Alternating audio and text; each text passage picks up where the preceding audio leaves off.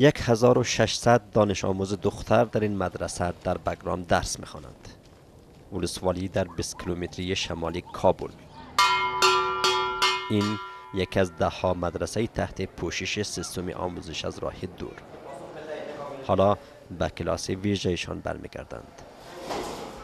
نگاه ها به این جعبه جادویی دوخته شده، مجهز به گرنده های ماهواره‌ای. اکسیژن که در ترکیبش وجود داره.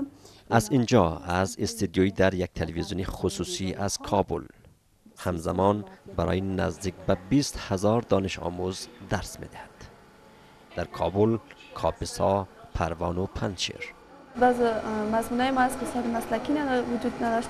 همین تدریس از راه دور بود که استادای مسلکی در اونجا تدریس میکنن و بسیار به صورت درست میتونیم درس جذب کنیم.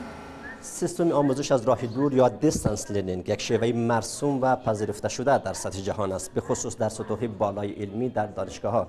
اما اینجا در افغانستان، به خصوص در مناطق ناامن و دوردست، یک ضرورت بسیار حیاتی است.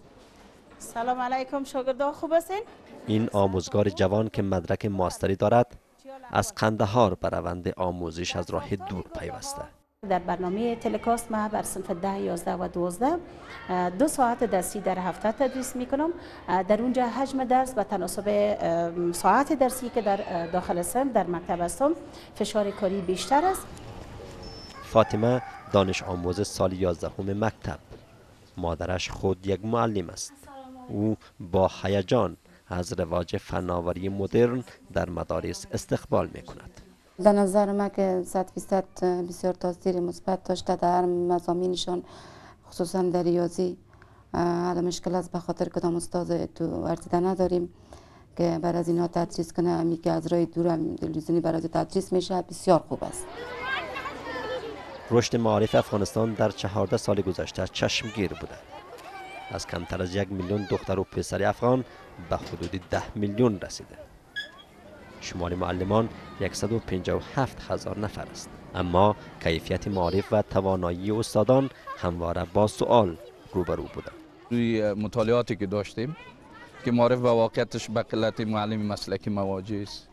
حتی در بعضی از مکاتب نبود معلم مسلکی مطرح بوده.